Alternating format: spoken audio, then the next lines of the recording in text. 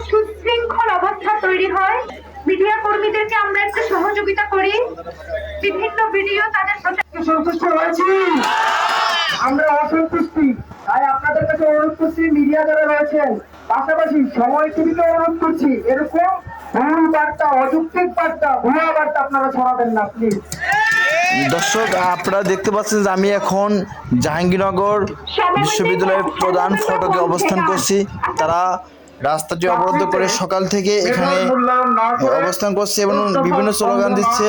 তারা এই দাবি না মানা পর্যন্ত তারা এই আন্দোলন চালিয়ে যাবে, এমনটাই শিক্ষার্থীরা তাদের আন্দোলনে এবং স্লোগানের মাধ্যমে জানাচ্ছেন। সবার সঙ্গে আমি সমর্থন দিয়ে বলতে চাই যে অচিরেই তোমাদের ওটার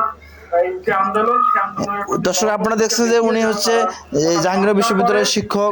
তিনি ছাত্রদের আন্দোলনের সাথে একতা প্রকাশ করে বক্তব্য রাখছেন এবং শিক্ষা খাতে বরাদ্দ বাড়ায়। এছাড়া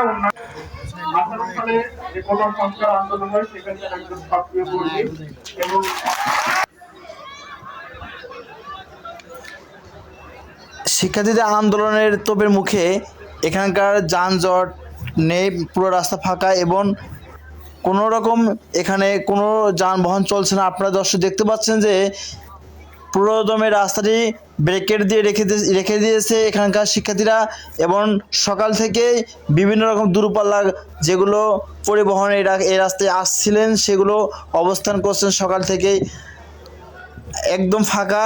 এবং যারা জরুরি প্রয়োজনে যাওয়া আসা করছেন তারা দেখতে পাচ্ছি আমরা প্রায় সময় হেঁটে যাচ্ছে তারা তাদের গন্তব্যস্থলে। দর্শক, আপনারা দেখতে পাচ্ছেন যে এই শিক্ষার্থীরা সকাল থেকে তাদের বিভিন্ন স্লোগান দিয়ে জাহাঙ্গীরনগর প্রধান ফটকে অবস্থান করছেন।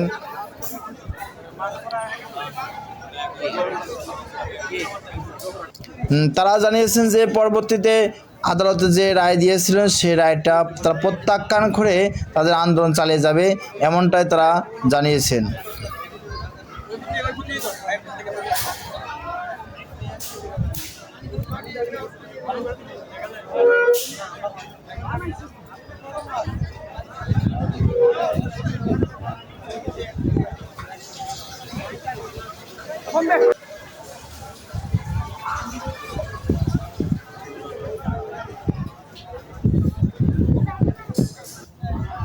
কখন থেকে আপনি এখানে আছেন? আমরা এখানকার এক চালকের সঙ্গে কথা বলছি, তিনি অনেক দূর থেকে এখান থেকে যাচ্ছিলেন, তার বক্তব্য আমরা শুনবো। দর্শক, আসছেন কোথা থেকে?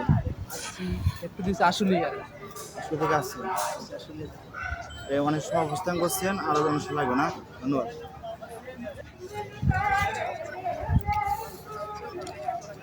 দর্শক, আপনারা দেখতে পাচ্ছেন যে প্রধান রাস্তা ফটকে শিক্ষার্থীরা এখানকার ব্যারিকেড দিয়ে রেখেছে। আপনারা দেখতে পাচ্ছেন যে এইগুলো পরিবহন প্রায় সকাল থেকে এখানে অবস্থান করছে। শুধু জরুরি পরিবহন যেগুলো রয়েছে, অ্যাম্বুলেন্স এবং কাঁচামাল যেগুলো পরিবহন রয়েছে, শুধু সেগুলো যেতে পারছে এখান দিয়ে। তাছাড়া অন্য কোনো পরিবহন আমরা যাইতে দেখিনি, শিক্ষার্থীরা যেতে দেয়নি।